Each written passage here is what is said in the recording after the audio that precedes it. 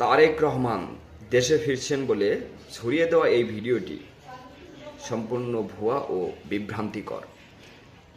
দেশমাতা বেগম খালেদা জিয়া কারাগার থেকে মুক্তি পেয়ে লন্ডনে চিকিৎসার জন্য গিয়ে কিছুদিন চিকিৎসার পর যখন তিনি ব্যাক করেন, আপনারা সকলেই দেখেছেন দেশনেত্রীর সাথে ডক্টর জুবাইদুর রহমান দেশে ফিরেছিলেন।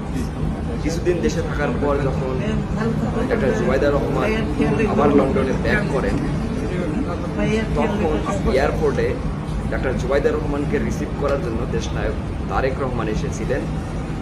সেই পুরনো ভিডিওটি ছড়িয়ে দেশ ও জাতিকে বিভ্রান্ত করার চেষ্টা করা হচ্ছে যে তারেক রহমান দেশে ফিরছেন। তারেক রহমান যখন দেশে ফিরবেন, তিনি প্রকাশ্যেই ফিরবেন, ঘোষণা দিয়েই ফিরবেন।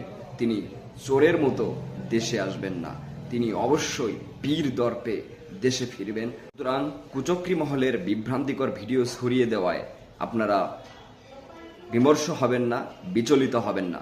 দেশনায়ক তারেক রহমান ফিরবেন, অবশ্যই ফিরবেন, কিন্তু তিনি ফিরবেন বীরের বেশে। ধন্যবাদ।